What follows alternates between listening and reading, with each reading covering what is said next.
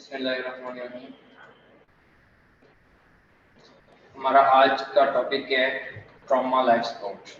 ठीक है, इसको ATLS भी बोलते हैं, एडवांस ट्रॉमा लाइफ सपोर्ट। ठीक है, एडवांस ट्रॉमा लाइफ सपोर्ट क्या चीज़ है? Advance trauma life support is a training program for medical providers in the management of acute trauma cases. ठीक है, ये एक ट्रेनिंग प्रोग्राम का नाम है जिसमें कि मेडिकल प्रोवाइडर्स जो होते हैं, जो हेल्थ केयर प्रोफेशनल्स होते हैं, उनको एक्यूट ट्रॉमा केसेस के साथ कैसे मैनेज करना है ये सिखाया जाता है। Develop bye American college of surgeons. इसको किसने डेवलप किया था? By the American college of surgeons.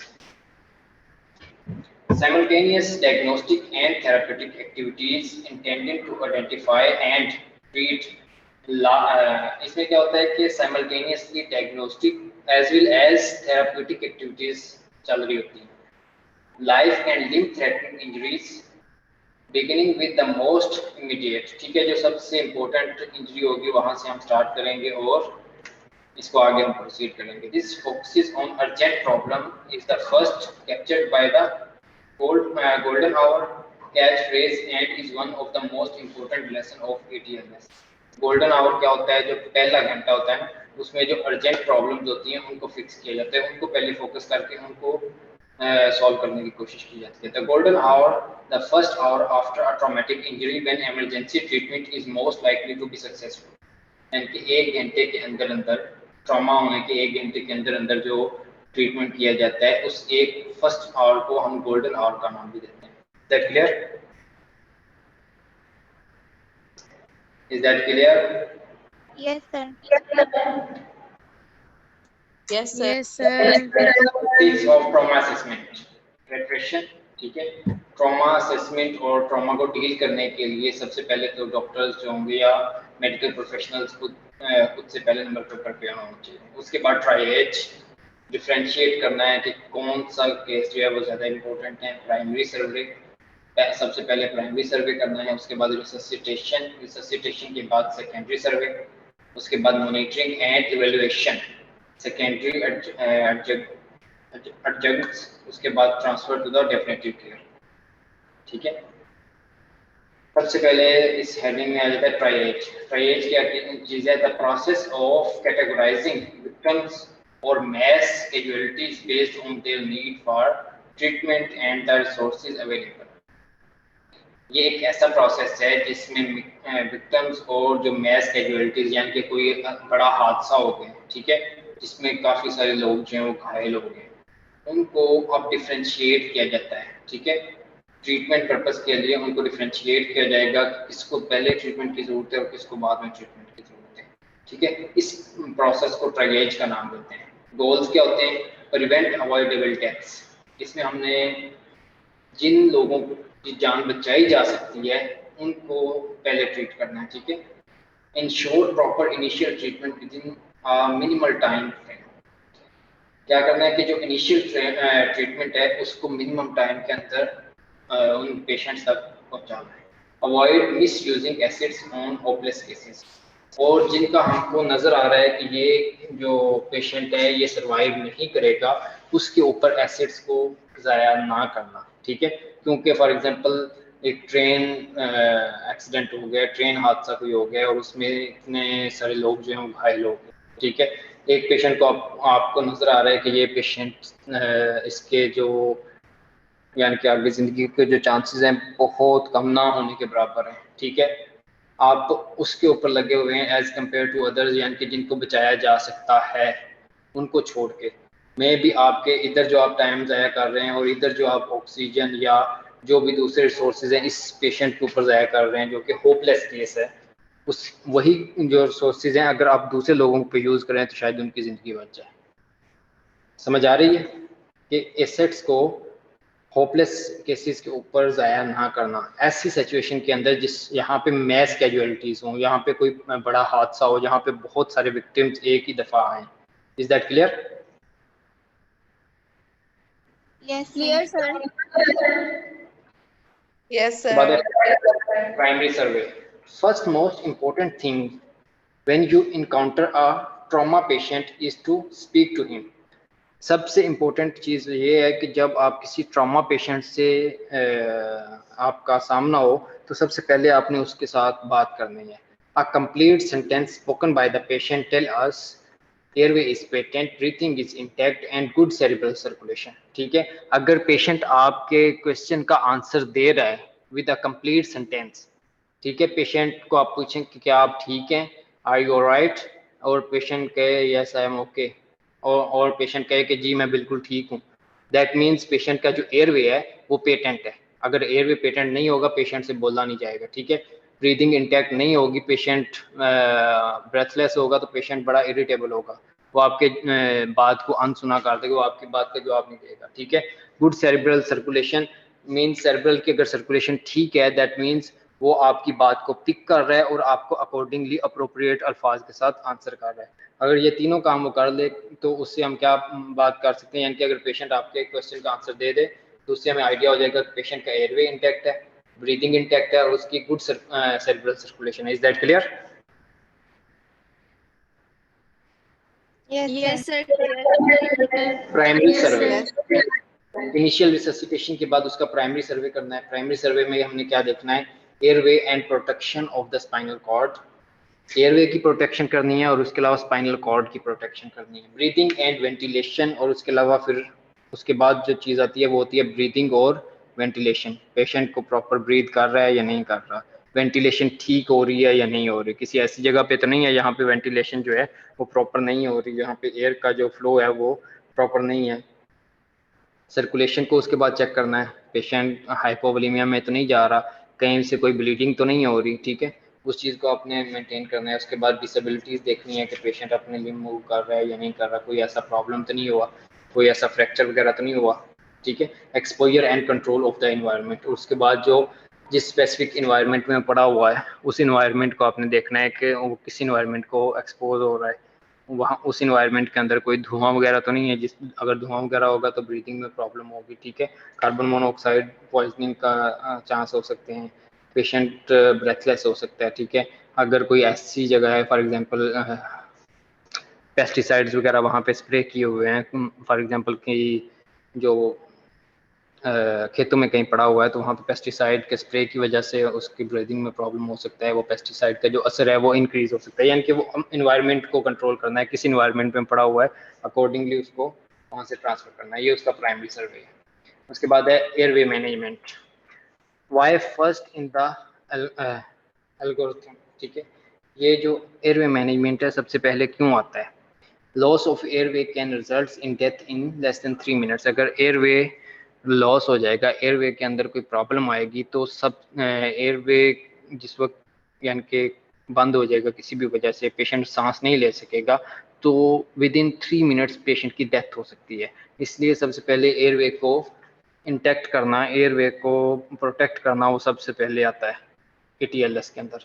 prolonged hypoxia means inadequate perfusion and organ damage, अगर प्रोलॉन्ग्ड हाइपोक्सिया होगा, अगर हाइपोक्सिया थोड़ा लंबे अरसे तक चलेगा तो उसकी वजह से क्या हो सकता है कि जो वाइटल ऑर्गन्स हैं उनकी ब्लड सप्लाई कम हो जाएगी, जब ब्लड सप्लाई कम होगी तो उसकी वजह से एंड ऑर्गन डैमेज होना स्टार्ट हो जाएगा। ठीक है, जो वाइटल ऑर्गन्स हैं वो डैमेज होना स्टार्ट हो जाएंगे, फॉर एग्जांपल अगर ब्रेन की सप्लाई डिक्रीज होगी तो ब्रेन हाइपोक्सिया होगा, उसके साइन एंड सिम्टम्स आना स्टार्ट हो जाएंगे, अगर हार्ट की ब्लड सप्लाई कम होगी तो अंजाइना स्टार्ट हो जाएगा। ठीक है, अगर किडनीज की ब्लड सप्लाई कम होगी तो उसकी वजह से AKI हो सकता है, एक्यूट किडनी फेलियर हो सकता है। ठीक है, और उसके बाद है एयरवे असेसमेंट, एयरवे असेसमेंट में क्या करना है, initial airway assessment involves evaluating for airway obstruction और पाथ पेटेंसी। ठीक है, इनिशियली हमने क्या करना है कि एयरवे का हम चेक करना है कि एयरवे तो इन्वॉल्व नहीं है किसी इस इंजरी के अंदर। ठीक है, उसकी कोई ऑब्स्ट्रक्शन तो नहीं है, एयरवे पेटेंट है या नहीं है, पेटेंसी का मतलब है कि एयरवे ओपन है या नहीं है, which can be determined by assessing for snoring, stridor, drooling, hoarseness of voice. ठीक है, उसके बाद एडिमा एंड फेशियल ट्रॉमा और बर्न। इसको हम कैसे असेस कर सकते हैं कि उसका जो एयरवे है वो पेटेंट है या नहीं है, अगर स्नोरिंग हो रही है that means there is obstruction in the airway. ठीक है, ड्रूलिंग हो रही है that is also a sign of obstruction, hoarseness हो रही है that is also a sign of obstruction. Edema है, ठीक है। उसके अलावा फेशियल ट्रॉमा है, अगर फेशियल ट्रॉमा है तो उसकी वजह से मोस्ट प्रोबेबली जो एयरवे ऑब्स्ट्रक्शन के चांसेस हो सकते हैं, ठीक है। उसके अलावा बर्न में क्या हो सकता है, इन्फ्लेमेशन हो सकती है, इन्फ्लेमेशन की वजह से एयरवे ऑब्स्ट्रक्शन हो सकती है। Science of airway obstruction, poor air exchange. जब एयरवे ऑब्स्ट्रक्शन होगा तो कम एयर हमारे लंग्स के अंदर जाएगी, जब कम एयर हमारे लंग्स में जाएगी तो वेंटिलेशन जो होगी वो कम होगी, जब वेंटिलेशन कम होगी तो वेंटिलेशन परफ्यूजन मिसमैच होगा, ठीक है। यानी कि ब्लड तो आ रहा है लंग्स के अंदर लेकिन वो प्रॉपरली वेंटिलेट नहीं हो रहा, वो प्रॉपरली ऑक्सीजनेट नहीं हो रहा। क्यों? क्योंकि एयर प्रॉपरली हमारे लंग्स के अंदर इंटर नहीं हो रही। तो पुअर एयर एक्सचेंज होगा। High pitch noise while inhaling, जिस वक्त वो एयर को इनहेल करने लगेगा तो उस वक्त क्या होगा, high pitch inhaling sound produce होगी, ठीक है, नॉइज प्रोड्यूस होगा। क्यों प्रोड्यूस होगा? जब एक नैरो पाइप में से आप हवा को गुजारेंगे, ठीक है, तो उसकी वजह से सीटी की आवाज़ आती है। इसी वजह से जब वो ऑब्स्ट्रक्टेड एयरवे में से हवा को खींच के गुजारने की कोशिश करेगा तो उसकी वजह से एक स्पेसिफिक नॉइज पैदा होगा, ठीक है। उसके अलावा क्या है, inability to speak. Airway obstruction की वजह से patient will be unable to speak. Stridor एक स्पेसिफिक वॉइस होगी जिस जो कि एयरवे ऑब्स्ट्रक्शन में होती है, हॉरेसनेस हो सकती है वॉइस की, ठीक है। इससे हम क्या चीज़, ये इससे हमें क्या चीज़, किस चीज़ का पता चलता है कि airway obstruction is going on. Is that clear? यहाँ तक कोई कंफ्यूजन है आप लोगों को? No sir. समझ आ रही है?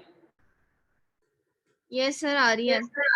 उसके बाद है protection of spinal cord. Spinal cord को किस तरह प्रोटेक्ट करते हैं? जनरल प्रिंसिपल क्या है? Protect the entire spinal cord until injury has been excluded by the radiograph or clinical physical exam in patient with potential spinal cord injury, ठीक है। जब तक आपको कंफर्म नहीं हो जाता कि ये वाला जो ट्रॉमाटाइज पेशेंट है इसका स्पाइनल कॉर्ड इंजर्ड नहीं है, तब तक आप उसको एक्सक्लूड नहीं करेंगे, ठीक है। वो कैसे एक्सक्लूड करना है? With the help of radiograph, यानी कि एक्सरे स्पाइन, ठीक है। उसके बाद आपके जो क्लिनिकल फिजिकल एग्जामिनेशन है उसके थ्रू आपने उसको एक्सक्लूड करना है कि इसको स्पाइनल इंजरी नहीं है। Spinal protection, rigid cervical spinal collar, ठीक है, to protect the cervical spine. Cervical spine को प्रोटेक्ट करने के लिए, यानी कि आपको रोड के ऊपर पेशेंट मिला है, ठीक है, उसको रोड के ऊपर से उठा के साइड पे लेके आने से पहले आपने सर्वाइकल स्पाइन को प्रोटेक्ट करना है, सर्वाइकल कॉलर लगाना है, ठीक है। सर्वाइकल कॉलर लगाने से पहले अगर आपने पेशेंट को उठा के साइड पे करने की कोशिश की, उसका सर्वाइकल स्पाइन अगर फ्रैक्चर हुआ तो पेशेंट की वैसे ही डेथ हो जाएगी, ठीक है। तो इसलिए सबसे पहले आपने क्या करना है, उसको सर्वाइकल कॉलर लगाना है, उसके बाद आपने उसे मूव करना है। Long rigid spinal board, spinal cord को किस तरह आपने प्रोटेक्ट करना है कि उसको एक रिजिड बोर्ड के ऊपर, यानी कि एक फ्लैट बोर्ड के ऊपर आपने उसको डालना है और उसको इमोबिलाइज कर देना है, उसको मूव नहीं करवाना, ठीक है, जब तक कि आप इस चीज़ को रूल आउट ना कर दें कि स्पाइनल कॉर्ड इंजरी नहीं है। उसके बाद है clinical pearls treatment.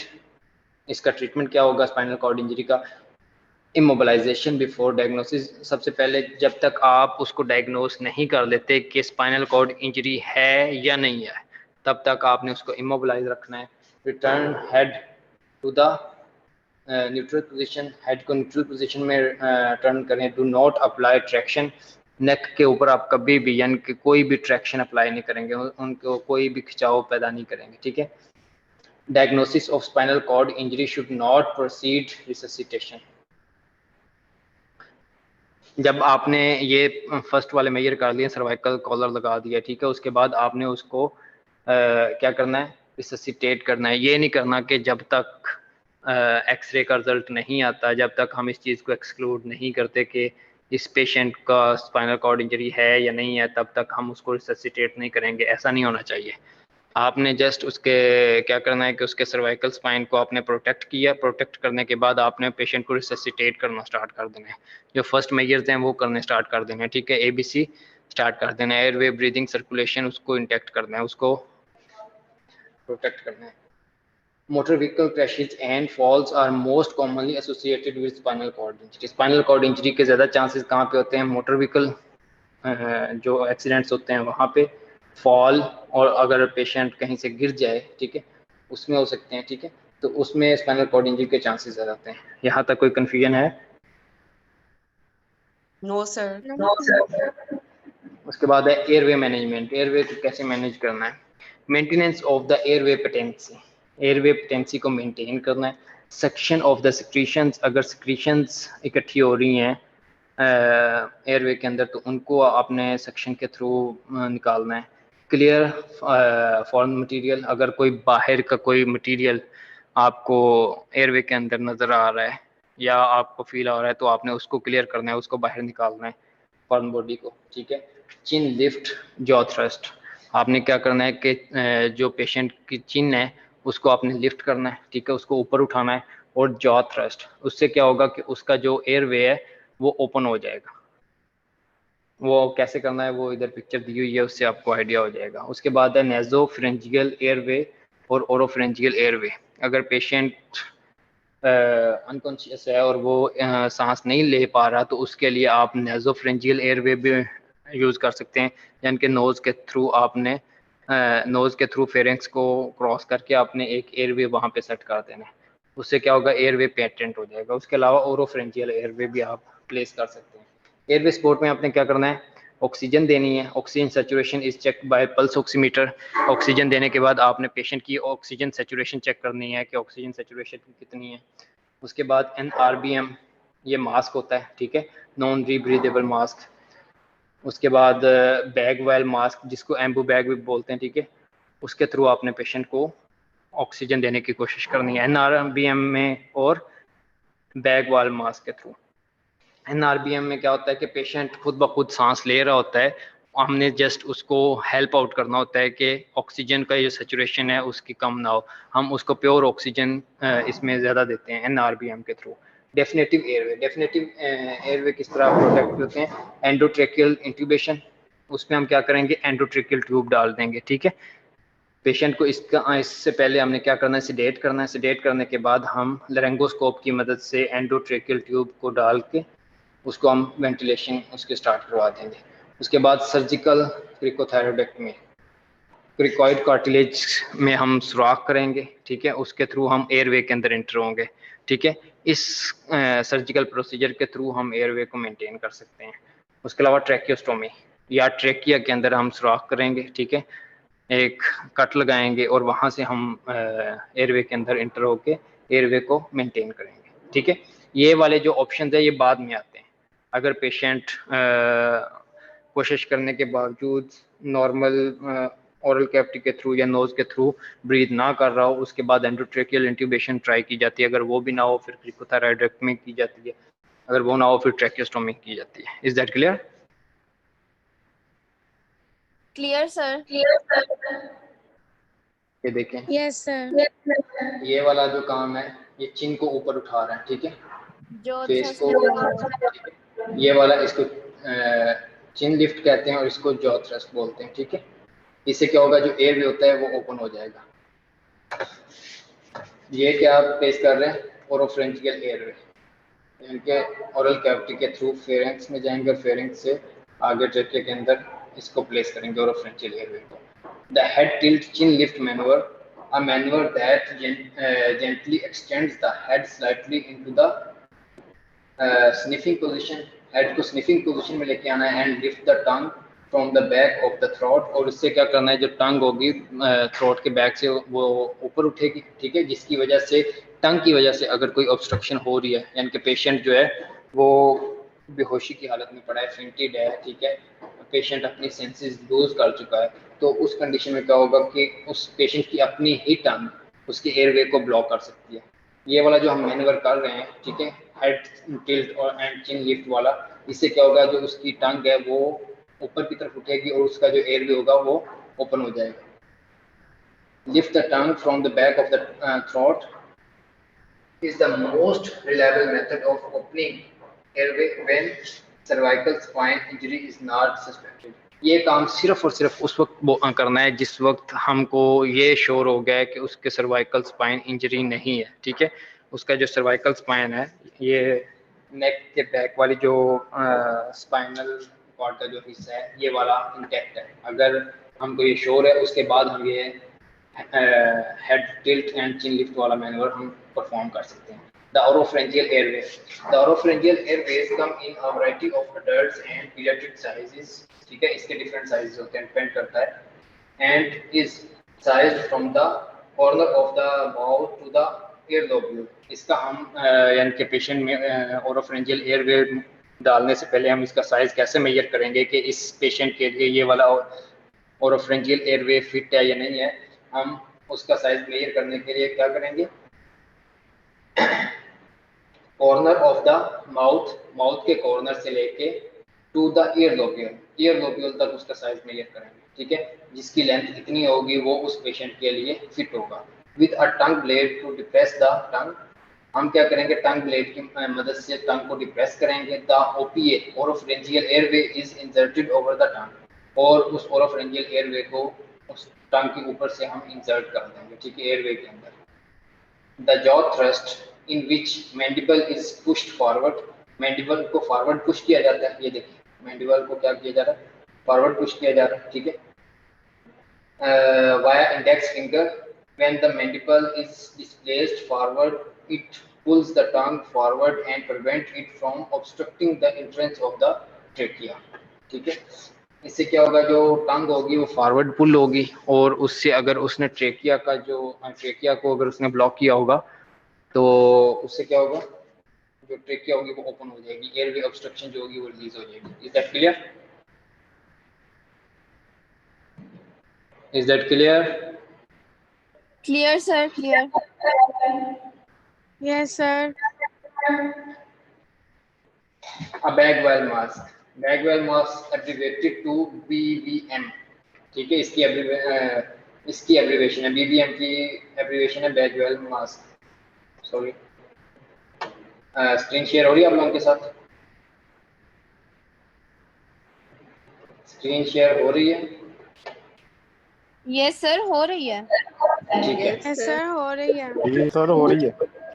And sometimes generally, बस इधर ये थोड़ा इशू हो गया था इसलिए मैंने पूछा, ठीक है।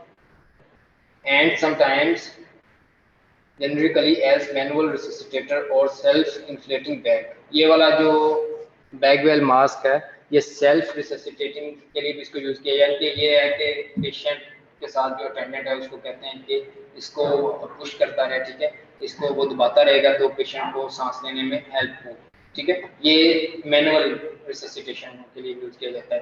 Health device commonly used to provide positive pressure ventilation to patient who are not breathing और नॉट ब्रीदिंग एडिक्वेटली, ठीक है ना, ये वाला सबसे पहले हमारे पास अवेलेबल होगा। द नॉन रीब्रीदेबल मास्क क्या है, is utilized for patient with physical trauma, ये उन पेशेंट्स के लिए यूज किया जाता है जिनको फिजिकल ट्रॉमा हुआ हो, क्रोनिक एयरवे ऑब्स्ट्रक्शन, उसके बाद limitation, cluster headache, smoke inhalation and carbon monoxide poisoning, और any other patient who require high concentration oxygen.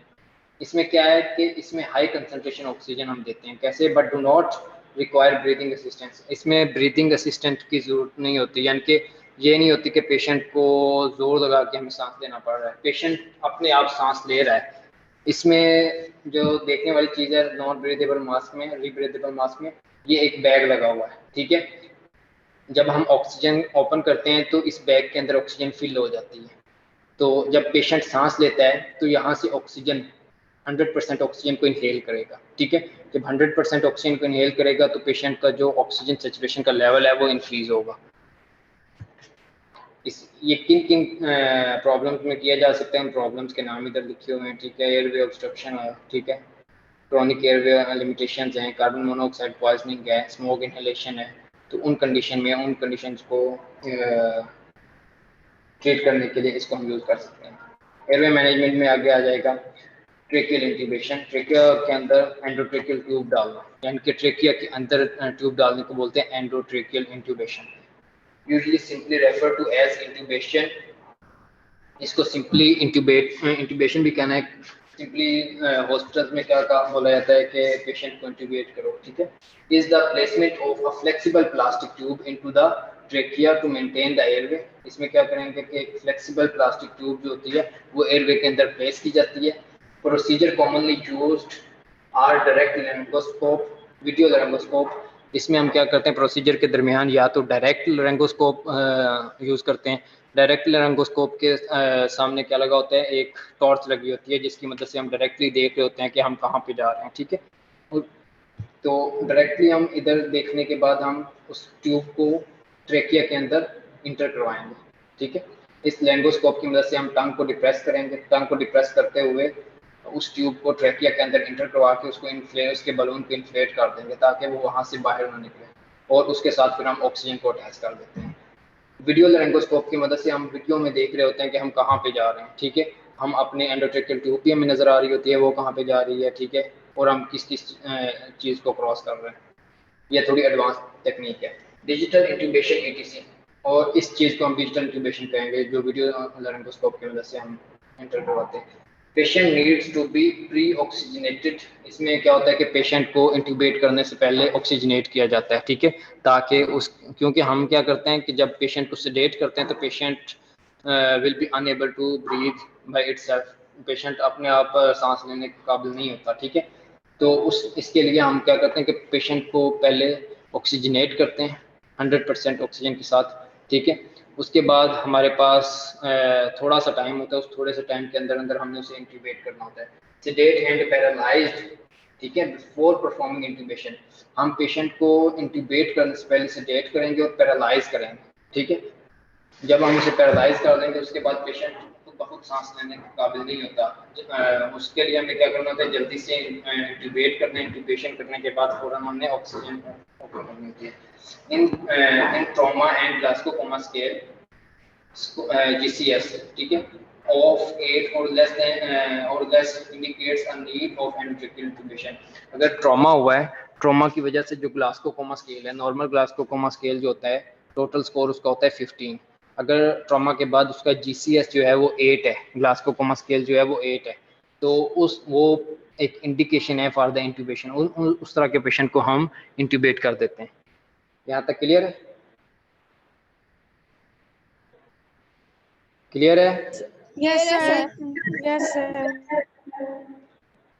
उसके बाद है एयरवे मैनेजमेंट। एयरवे मैनेजमेंट में हमने इंट्यूबेशन पढ़ दी, इंट्यूबेशन के बाद है क्रिकोथायरॉइडेक्टमी। क्रिकोथायरॉइडेक्टमी में क्या करेंगे, ये देखें, ये वाली क्या है, क्रिकोथायरॉइडेक्टमी। इस जगह पे क्रिकॉइड कार्टिलेज को हमने कट करना है, कट करने के बाद वहाँ पे हमने होल करके उस जगह से हमने पेशेंट को ब्रीदिंग करवानी है। Cricothyroidectomy also known as cricothyrotomy is an important emergency procedure that is used to obtain an airway when other more routine methods are ineffective। जब दूसरे जो मेथड्स होते हैं वो इनइफेक्टिव हों या वो फेल हो जाएं, उस टाइम पे हमने ये इमरजेंसी में ये वाला प्रोसीजर किया जाता है। और कॉन्ट्रा इंडिकेटेड, या वो वाले जो प्रोसीजर्स हैं वो कॉन्ट्रा इंडिकेटेड है। फॉर एग्जांपल ओरल कैविटी की अगर कोई ट्रॉमा हुआ है, ठीक है, ओरल कैविटी का अगर कोई ट्रॉमा हुआ है तो हम उसे इंट्यूबेट नहीं कर सकते, ना ही हम वहाँ पे ओरोफ्रेंजियल एयरवे प्लेस कर सकते हैं, ठीक है। तो उस काम के लिए हमें फिर क्या करना पड़ेगा, पेशेंट का जो एयरवे है उसको पेटेंट रखने के लिए हमें वहाँ पे क्रिकोथायरॉइडेक्टमी करनी पड़ेगी।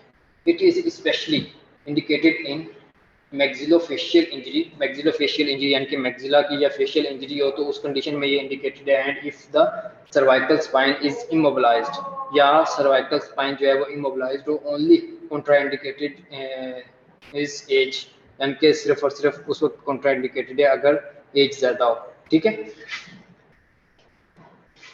समझ आ गई है? Yes, sir. जी सर आ गई है। जी sir. Tracheostomy Yes, sir. is an operative procedure that creates a surgical airway in the trachea। जो ट्रैकियोस्टोमी है इसमें क्या करते हैं, ट्रैकिया के अंदर एक होल बनाते हैं, ठीक है, ये देखिए ये एक होल बनाया है ट्रैकिया के अंदर, और वहां से हम एक ट्यूब को पास करते हैं, उस ट्यूब के थ्रू पेशेंट सांस लेता है, ठीक है। जो क्रिकोथायरॉइडेक्टमी है ये एक इमरजेंसी प्रोसीजर है, ये उस वक्त सिर्फ किया जाता है जब दूसरे मेजर्स होते हैं और फेल हो चुके हैं।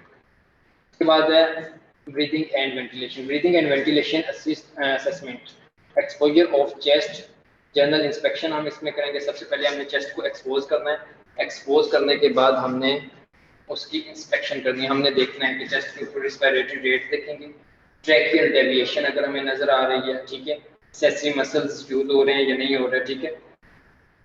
उसके बाद retraction, if there is any retraction on the chest, यानी कि इंटरकोस्टल मसल्स रिट्रैक्ट तो नहीं हो रहा है, इंटरकोस्टल मसल्स की रिट्रैक्शन देखते हैं, absence of spontaneous breathing present है या एब्सेंट है, उसको हमने चेक कर लेना है। Paradoxical chest wall movement, chest wall की अब नॉर्मल मूवमेंट अगर आपको नजर आ रही है, ठीक है, उसको आपने असेस कर देना है। ये आप कैसे करेंगे? Just by looking at the patient, ठीक है, ये हमने इंस्पेक्शन करनी है। इस काम के लिए हमें क्या करना है? पेशेंट को एक्सपोज करना है, उसकी चेस्ट को एक्सपोज करना है। उसके बाद है auscultation to assess for the gas exchange. अब हमने देखना है कि गैस एक्सचेंज हो रही है या नहीं हो रही। तो गैस एक्सचेंज को देखने के लिए हमने ऑस्कल्टेट करना है with the help of stethoscope, ठीक है। अगर हम देखेंगे उसमें या तो हो सकता है कि इक्वली बाइलेटरली दोनों साइड पे गैस जा रही है, दोनों साइड पे हवा जो है वो आ रही है, तो उसकी जो साउंड होगी उससे हमें पता चल जाएगा कि दोनों साइड पे एयर प्रेजेंट है, then we will say that equally bilaterally air entry is present, ठीक है, या एयर एंट्री इज इंटैक्ट। उसके बाद है डिमिनिश्ड और एब्सेंट ब्रेथ साउंड, या हमारा दूसरा कमेंट हो सकता है कि राइट साइड या लेफ्ट साइड पे डिमिनिश्ड और एब्सेंट ब्रेथ साउंड है या डिक्रीज्ड ब्रेथ साउंड है, ठीक है। उसके बाद पल्पेशन फील करना है। डेविएटेड ट्रैकिया अगर डेविएटेड है उसको देखना है। ब्रोकन रिब्स, हाथ लगाने से हमें पता चलेगा कि कोई रिब ब्रेक तो नहीं हुई, अगर रिब ब्रेक हुई है तो उसको हमने रूल आउट करना है। इंजरी टू द चेस्ट, और उसके अलावा चेस्ट वॉल इंजरी की अगर हुई है तो उसको आप लोगों ने फाइंड आउट करना है। Pulse oximetry to check the oxygen saturation, और उसके साथ हमने क्या करना है? पल्स ऑक्सीमीटर लगा के देखना है कि पेशेंट का SpO2 लेवल कितना है, ठीक है, SpO2 लेवल नॉर्मल है या कम है। Is that clear?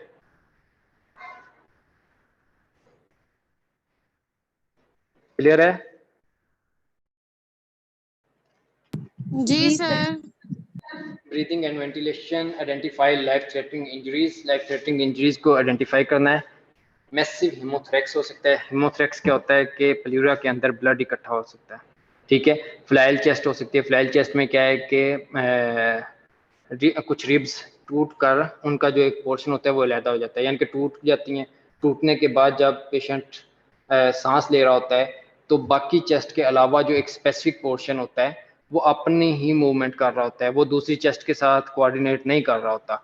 तो उस तरह की जो चेस्ट होगी उसको फ्लैल चेस्ट बोलेंगे, यानी कि चेस्ट का एक जो पोर्शन है वो दूसरी चेस्ट के साथ सिंक्रोनाइज नहीं कर रहा, ठीक है, वो अपनी मूवमेंट अलहदा से ही एक मूव कर रहा है, तो उसको फ्लैल चेस्ट बोलते हैं। रिब फ्रैक्चर हो सकता है, ठीक है, रिब फ्रैक्चर को आइडेंटिफाई करना है। ओपन निमोथ्रेक्स हो सकता है, यानी कि टू वे जो निमोथ्रेक्स होगा, प्लूरा के अंदर एयर एंट्री हो रही है और उसके बाद वापस भी एयर जा रही है, ठीक है, उसको बोलते हैं ओपन निमोथ्रेक्स। उसके बाद टेंशन निमोथ्रेक्स है। टेंशन निमोथ्रेक्स होता है अगर वन वे एयर एंट्री हो, यानी कि लंग्स से या बाहर से जो एयर है वो प्लूरा के अंदर इंटर हो रही है लेकिन प्लूरा से बाहर नहीं जा रही, ठीक है, यानी कि प्लूरा के अंदर इंटर होकर उधर एक्यूमुलेट होती जा रही है, उसको बोलते हैं टेंशन निमोथ्रेक्स। उसके बाद पल्मोनरी कंट्यूजन हो सकता है, यानी कि पल्मोनरी वेसल्स डैमेज हो सकती हैं। Breathing and ventilation, tension pneumothorax air trapping in the pleura. इसमें वन वे ब्रीदिंग होगी, यानी कि वन वे वाल्व एक्ट कर रहा होगा जो भी कोई डैमेज होगा, ठीक है, और उसकी वजह से जो एयर है वो प्लूरा के अंदर आ तो रही है लेकिन प्लूरा से बाहर नहीं जा रही। तो air trapping in the plural space between the lung and chest wall, lung और चेस्ट वॉल के दरमियान जो प्लूरल स्पेस है वहां पे आके एयर जो है वो ट्रैप होगी, ठीक है। Sufficient pressure builds up and pressure to compress the lungs and shift the mediastinum, और जैसे जैसे पेशेंट सांस लेगा वहां पे प्रेशर बिल्डअप होता जाएगा। प्रेशर जैसे जैसे बिल्डअप होता जाएगा वो लंग्स को कंप्रेस करेगा, कंप्रेस करके मीडियस्टिनम को अपोजिट साइड पे शिफ्ट करेगा। फिजिकल एग्जाम इसमें हम करेंगे। एब्सेंट ब्रेथ साउंड होगी इसके अंदर, ठीक है। एयर हंगर होगी, पेशेंट सांस लेने की कोशिश करेगा, पेशेंट ब्रेथलेस होगा, पेशेंट कहेगा मुझे सांस नहीं आ रहा। उसके अलावा पेशेंट की जो नेक वेन्स होंगी वो डिस्टेंडेड होंगी। ट्रैकियल शिफ्ट आपको मिलेगी। ट्रीटमेंट इसके क्या है? नीडल डीकम्प्रेशन, हमने इंटरकोस्टल स्पेस के अंदर नीडल लगानी है। जब नीडल लगाएंगे तो शू करके एक जो जैसे टायर में से हवा निकलती है ना उसी तरह की आवाज आएगी, उसी तरह एयर जो होगी वो एक प्रेशर के साथ बाहर निकलेगी, ठीक है। तो जैसे ही वो डिकम्प्रेशन होगी पेशेंट का जो सांस होगा वो भी बेहतर हो जाएगा, मीडियस्टिनम भी अपनी जगह पे आ जाएगी, दोबारा वो एक नॉर्मल साइड पे आ जाएगा। लेकिन उसके बाद हमने क्या करना होता है? एंडोट्रैक हमने प्लूरल स्पेस के अंदर एक ट्यूब डालनी होती है जिसको चेस्ट ट्यूब का नाम देते हैं, ठीक है। और तब तक उस ट्यूब को उस चेस्ट प्लूरल स्पेस के अंदर रखना है जब तक कि वो जो डैमेज था वो हील ना हो जाए। ठीक है, जब वो हील हो जाएगा उसके बाद हमने उस ट्यूब को बाहर निकालना होता है, इस चेस्ट ट्यूब को। Second, intercostal space mid clavicular line tube tracheostomy. ठीक है, ट्यूब थ्रेकोस्टोमी। इसमें क्या करना है, ये इसको चेस्ट ट्यूब भी बोलते हैं और ट्यूब थ्रेकोस्टोमी भी बोलते हैं। ठीक है, हमने मिड क्लेविकुलर लाइन में जाना है। मिड क्लेविकुलर लाइन से होके हमने एक ट्यूब पास कर देनी है जो कि प्लूरल स्पेस में पड़ी रहेगी अनटिल जब तक के वो जो डैमेज हुआ था वो रिपेयर ना हो जाए। हीमोथोरैक्स, जब प्लूरा के अंदर ब्लड इकट्ठा हो जाए। Blood collecting in the plural space and is common after penetrating and blunt chest trauma. Blood जब प्लूरल स्पेस के अंदर इकट्ठा हो जाएगा तो उसकी क्यों इकट्ठा होगा, उसको एक तो इकट्ठा होने को हीमोथोरैक्स बोलेंगे। हो क्यों सकता है, पेनिट्रेटिंग ट्रॉमा की वजह से या ब्लंट चेस्ट ट्रॉमा की वजह से। फ्लैल चेस्ट क्या है, direct injury to the chest resulting in an unstable segment, यानी कि ब्लंट इंजरी होगी, ब्लंट इंजरी की वजह से एक अनस्टेबल सेगमेंट होगा चेस्ट का। ठीक है, जो कि दूसरी चेस्ट के हवाले से खुद ब खुद इंडिपेंडेंटली मूव कर रहा होगा। Two of the chest wall that moves separately from the remainder of the thoracic cage, यानी कि वो अपनी अलग ही एक मूवमेंट वो शो कर रहा होगा। दूसरी चेस्ट के साथ उसकी जो मूवमेंट होगी वो सिंक्रोनाइज नहीं होगी, इस वजह से इसको नाम दिया गया फ्लैल चेस्ट का। ट्यूब थ्रेकोस्टोमी। ट्यूब थ्रेकोस्टोमी ये क्या चीज़ है, जिसमें हम चेस्ट ट्यूब इंसर्शन करते हैं in case of pneumothorax and hemothorax. ठीक है, insertion site fifth intercostal space anterior axillary line. ठीक है, एंटीरियर एक्सिलरी लाइन से फिफ्थ इंटरकोस्टल स्पेस से हम एंट्री करेंगे और चेस्ट ट्यूब को प्लूरा के अंदर हम इंसर्ट करेंगे। Shock, impaired tissue perfusion. ठीक है, शॉक के अंदर क्या होगा, टिश्यू परफ्यूजन जो होगी वो इम्पेयर्ड होगी। Tissue oxygenation is inadequate to meet the metabolic demands, tissues की जो ऑक्सीजनेशन होगी वो भी इम्पेयर्ड होगी। prolonged shock state leads to multi organ system failure and cell death। अगर शॉक जो है वो लंबे अरसे तक चले तो उसकी वजह से मल्टी ऑर्गन फेलियर हो सकता है और पेशेंट की डेथ भी हो सकती है, सेल डेथ भी होगी, सेल डेथ के बाद पेशेंट की डेथ भी हो सकती है। क्लिनिकल साइंस ऑफ शॉक क्या होंगे, अल्टर्ड मेंटल स्टेट हो सकती है, पेशेंट जो होगा वो अल्टर्ड स्टेट में होगा, वो अपनी सेंसेस में नहीं होगा। ठीक है, टेकिकार्डिया हो सकता है, एट्रियल आर्टीरियल हाइपोटेंशन हो सकती है, इनएडिक्वेट टिश्यू परफ्यूजन हो सकती है। ठीक है, टिश्यू परफ्यूजन कम होगी। उसके अलावा अगर हम फिजिकल साइन देखें, पेल स्किन होगी, कूल कामी स्किन होगी, जो स्किन होगी वो ठंडी होगी। ठीक है, delay capillary refill more than 3 second, capillary refill pressure जो होगा मोर देन 3% होगा। अल्टर्ड और लॉस ऑफ कॉन्शियसनेस, या तो पेशेंट जो होगा वो अल्टर्ड कॉन्शियस स्टेट में होगा या कॉन्शियस होगा नहीं, लॉस ऑफ कॉन्शियस होगा उसके अंदर। ठीक है, पेशेंट जो होगा फेंट होगा। डिक्रीज यूरिन आउटपुट, शॉक में क्या होता है कि जिस्म के अंदर सर्कुलेशन जो होती है वो कम होती है। किडनी को जब परफ्यूजन कम होगी, किडनी को जब ब्लड सप्लाई कम जाएगी तो उसकी वजह से उसका जो यूरिन आउटपुट होगा, जीएफआर कम होगा, जीएफआर कम होगा तो उसकी वजह से आगे यूरिन आउटपुट भी कम होगी, यूरिन फॉर्मेशन कम होगी। ठीक है, यहाँ तक कोई कंफ्यूजन है? No sir. नहीं sir. Types of shock, hemorrhagic shock हो नो सकता है। सर। ठीक है, हेमरेजिक शॉक में क्या है, assess the haemorrhagic shock in all trauma patients until proven otherwise. Haemorrhagic shock को आपने असेस करना है और उसको उस वक्त तक रूल आउट नहीं करना जब तक कि ये प्रूव ना हो जाए कि इसको शॉक नहीं है। रिजल्ट फ्रॉम इंटरनल और एक्सटर्नल ब्लीडिंग, हेमरेजिक शॉक या तो जिस्म के अंदर कहीं पे कोई ब्लीड हो रहा हो या जिस्म से बाहर ब्लीड हो रहा हो उस वजह से हो सकता है। ऑब्स्ट्रक्टिव कार्डिक टेम्पोनेट हो सकता है, टेंशन निमोथोरैक्स हो सकता है। उसके अलावा न्यूरोजेनिक में स्पाइनल कॉर्ड इंजरी हो सकता है। ठीक है, ये 3 तरह के शॉक ट्रॉमा हो सकता है।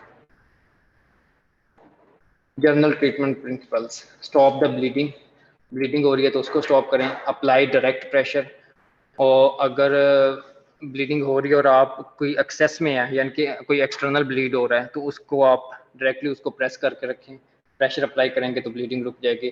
टेम्परेरली क्लोज स्कैल्प लेसरेशन, अगर कोई स्कैल्प के ऊपर हेड इंजरी हुई है, ठीक है, कोई लेसरेशन है तो उसको टेम्परेरली क्लोज करें, ठीक है। पेल्विक फ्रैक्चर्स, उनको आपने ट्रीट करना है, इमोबिलाइज करना है पेशेंट को। Abdominopelvic binder and bed sheet, काम क्या करना है कि उस फ्रैक्चर को वक्ती तौर पे आपने एब्डोमिनो पेल्विक बाइंडर के थ्रू आपने उसको स्टेबलाइज कर देना है, इमोबाइल कर देना है, रिस्टोर द सर्कुलेशन वॉल्यूम, और सबसे पहले जो उसकी एबीसी है उसको आपने मेंटेन करना है, सर्कुलेशन को मेंटेन करना है। क्रिस्टलाइड रिससिटेशन, क्रिस्टलाइड फ्लूइड आपने 2 लीटर देना है, ठीक है। एडमिनिस्टर ब्लड प्रोडक्ट्स, और उसके अलावा अगर पेशेंट का ब्लड लॉस हो गया है, ठीक है, हाइपोवोलीमिया में जा रहा है पेशेंट, शॉक की तरफ जा रहा है, तो आपने क्या करना है कि ब्लड प्रोडक्ट्स एडमिनिस्टर करने हैं, होल ब्लड एडमिनिस्टर करना है, ठीक है। इमोबिलाइज द फ्रैक्चर्स, अगर कोई फ्रैक्चर हुआ है, जैसे कि मैंने आपको बताया कि पेल्विक फ्रैक्चर हुआ है, तो आपने उसको इमोबिलाइज कर देना है। पेरिकार्डियल टेम्पोनेड, पेरिकार्डियल टेम्पोनेड में क्या करना है, pericardial or sac around the heart refill with the blood due to penetrating or blunt injury. Pericardial tamponade में क्या होता है कि ब्लंट ट्रॉमा की वजह से मायोकार्डियम के इर्द गिर्द जो एक लेयर होती है उसके अंदर ब्लड इकट्ठा हो जाता है, और वो ब्लड हार्ट को कंप्रेस करेगा। जब हार्ट को कंप्रेस करेगा तो हार्ट ब्लड को आगे पंप नहीं कर सकेगा, ठीक है, जिसकी वजह से पेशेंट शॉक में जा सकता है। उसका ट्रीटमेंट क्या है, rapid evacuation of the pericardial space, pericardial space में जो ब्लड इकट्ठा हुआ है उसको इवैक्यूएट करना है, उसको बाहर निकालना है, परफॉर्म्ड थ्रू अ पेरिकार्डियोसिंथेसिस। ये कैसे परफॉर्म किया जाता है, उसके प्रोसीजर का नाम है पेरिकार्डियोसिंथेसिस। टेम्पोराइजिंग मेजर्स, ओपन थ्रैकोस्टोमी, या उसके अलावा जो लास्ट हमारे पास ऑप्शन होता है थोरैक्स को ओपन करना है, यानी कि चेस्ट को ओपन करेंगे थ्रू ऑपरेटिव प्रोसीजर, ठीक है, और इस प्रॉब्लम को ट्रीट करने की कोशिश करेंगे। उसके बाद सर्कुलेशन में क्या है, इन case of cardiac arrest follow adult change survivor, ठीक है, ये एक तरीका है जो आपने फॉलो करना है। रिकॉग्निशन, अर्ली सीपीआर, यानी कि पहले आपने रिकॉग्नाइज करना है कि प्रॉब्लम क्या है, उसके बाद सीपीआर स्टार्ट करना है, डिफिब्रिलेट करना है, अगर पेशेंट एरिथमिया में जा रहा है तो उसको डिफिब्रिलेटर अप्लाई करना है, एडवांस लाइफ सपोर्ट देनी है, और पोस्ट कार्डियक अरेस्ट केयर देनी है। उसके बाद आएगा एवीपी यू। एवीपी यू की एब्रीवेशन मैंने इधर लिख दिया, आगे आ जाएगा। एवीपी यू का मतलब है awake, patient is awake or not, ठीक है। Verbal, patient respond to the verbal command or not, यानी कि पेशेंट को आवाज़ दें कि क्या आप ठीक हैं, उसका नाम बुलाएं या उसको आप बुलाने की कोशिश करें, अगर तो वो रिस्पॉन्ड कर रहा है तो वर्बल कमांड को रिस्पॉन्स कर रहा है, अगर नहीं कर रहा तो उसको आपने अकॉर्डिंगली स्कोर दे देना है उसका। Pain, patient respond to the pain stimulus और not. Unresponsive, patient is unresponsive और नॉट, यानी कि अगर तो अनरिस्पॉन्सिव है तो आप अकॉर्डिंगली उसको स्कोर कर देना है। डिसेबिलिटी, बेसलाइन न्यूरोलॉजिकल एग्जाम में आपने पिपलरी एग्जाम करना है, प्यूपल्स देखनी है डायलेट हो रही हैं, जब हम उनमें लाइट थ्रो करेंगे, लाइट थ्रो करने के बाद डायलेट हो रही हैं या नहीं हो रही। उसके बाद AVPU स्केल, AVPU स्केल ये वाला है, awake, verbal command, pain and unresponsiveness, ठीक है। उसके बाद अलर्ट, पेशेंट अलर्ट है या नहीं, respond to the verbal stimulus और not, respond to the pain stimulus और not, unresponsive. Gross neurological exam, gross neurological exam में हमने क्या करना है, एक्सट्रीमिटी मूवमेंट, एक्सट्रीमिटी मूवमेंट कर रही हैं या नहीं, पेशेंट को कहना है कि टांग हिलाओ, बाजू हिलाओ, ठीक है, अगर वो मूव कर रहा है तो ठीक। इक्वल एंड सिमेट्रिक, अगर मूव कर रही हैं, इक्वली मूव कर रही हैं, सिमेट्री ठीक है या नहीं है। नॉर्मल ग्रोथ सेंसेशन, हमने उसकी जो नॉर्मल सेंसेशन हैं वो देखनी, चेक करनी, पेशेंट बोलना है कि पेन फील हो रही है या नहीं, ठंडा गर्म फील हो रहा है या नहीं। ग्लासको कोमा स्केल चेक करना है, ग्लासको कोमा स्केल 3 to 5 हो सकता है, मिनिमम 3 हो सकता है, मैक्सिमम 15 हो सकता है, ठीक है। रेक्टल एग्जाम करना है, normal rectal tone, rectal exam में अगर हम चेक करेंगे तो उसमें हमने क्या चीज़ चेक करनी होती है कि रेक्टल टोन नॉर्मल है या नहीं है। ग्लासको कोमा स्केल का आगे बताया गया है कि आई ओपनिंग रिस्पॉन्स हमने देखना है, स्पॉन्टेनियसली खुद ब खुद आंखें खोल रहा है तो उसको 4 मार्क्स देंगे, ठीक है। अगर आवाज़ देने के बाद आंखें खोल रहा है तो उसको 3 मार्क्स देंगे। अगर पेनफुल स्टिमुलस के बाद आंखें खोल रहा है तो उसको 2 मार्क्स देंगे। अगर कोई रिस्पॉन्स नहीं है तो उसको 1 मार्क देंगे, ठीक है। अकॉर्डिंगली जो भी उसका रिस्पॉन्स हो, खुद ब खुद खोल रहा है तो उस अकॉर्डिंगली हमने उसको मार्क्स दे देंगे। उसके बाद वर्बल रिस्पॉन्स, अगर हम उसको आवाज़ देंगे oriented to the time place and person, अगर वो इस चीज़ के साथ ओरिएंटेड है कि उसको पता है कि वो इस वक्त किस जगह पे है, किस बंदे से बात कर रहा है, टाइम क्या हुआ है, ठीक है, दिन का टाइम है, रात का टाइम है, तो उसको बोलते हैं कि oriented with time, place and person. Confused है तो उसको हमने 4 मार्क्स दे देने हैं। इनअप्रोप्रिएट वर्ड्स, समझ रही आ रही उसके बातों की, यानी कि उसके बात की तो समझ आ रही है कि क्या बोल रहा है, लेकिन उसकी जो बातें हैं वो कोई ठीक नहीं है, ठीक है ना, कुछ कभी कोई लफ्ज़ बोल रहा है, कभी कोई लफ्ज़ बोल रहा है। उसके बाद है इनकम्प्रीहेंसिबल साउंड। इनकम्प्रीहेंसिबल साउंड होती है लाइक यानी कि कोई समझ नहीं आ रही, ठीक है, उसको हम 2 मार्क्स देंगे। नो रिस्पॉन्स एट ऑल, यानी कि आप उसे बुलाने की कोशिश कर रहे हैं, कोई रिस्पॉन्स नहीं आ रहा, तो उसको हम 1 मार्क देंगे। उसके बाद है मोटर रिस्पॉन्स। मोटर रिस्पॉन्स में हम कहेंगे अपना हाथ हिलाओ, ठीक है, अगर वो हलाए that means 6 marks. Move to the localized pain, आपने किसी जगह पे पेन स्टिमुलस दिया, ठीक है, उस जगह पे वो अगर मूवमेंट शो कर रहा है तो 5 marks. Flexion, flex to withdraw from the pain, अगर आपने कोई पेनफुल स्टिमुलस दिया और वो फ्लेक्शन करे, ठीक है, फ्लेक्स करके अपने हाथ को दूर खींचे, तो उसको 4 मार्क्स देंगे। अब नॉर्मल फ्लेक्शन करे तो 3 मार्क्स, अब नॉर्मल एक्सटेंशन करे तो 2 मार्क्स, कोई रिस्पॉन्स ना दे तो 1 मार्क्स। इसके सारे सबके तीनों के मार्क्स हमने ऐड करने हैं, ठीक है, अगर वो यानी कि उसके जो मार्क्स हैं इन बिटवीन 3 to 15 हो सकते हैं, ठीक है। अकॉर्डिंगली हम जितने मार्क्स होंगे हम उसका लिख देंगे कि इसका जीसीएस 8 है, इसका जीसीएस 10 है, इसका जीसीएस 12 है, इसका जीसीएस 15 है, ठीक है, वो अकॉर्डिंगली हमने उसको ट्रीट करते हैं। उसके बाद है डिसेबिलिटी की points, prevention of further injury and identification of the neurological injury is the goal. इसमें क्या करना है कि हमने मजीद इंजरी होने से बचानी है, ठीक है, और उसके अलावा न्यूरोलॉजिकल इंजरी को हमने बचाना है, उसको आइडेंटिफाई भी करना है। Maintenance of the adequate cerebral perfusion, adequate cerebral यानी कि जो हमारा ब्रेन है उसकी ब्लड सप्लाई को इंक्रीज करना है, is the key to prevention of the further brain injury. जब हम अपने ब्रेन की जो ब्लड सप्लाई है उसको प्रॉपरली मेंटेन करेंगे तो उससे फर्दर ब्रेन डैमेज को हम रोक सकते हैं। एडुकेट ऑक्सीजनेशन, पेशेंट हाइपोक्सिक है तो उसकी ऑक्सीजनेशन को मेंटेन करना है। अवॉइड हाइपोटेंशन, हाइपोटेंशन को ट्रीट करना है, ठीक है। Involve neurosurgeon early for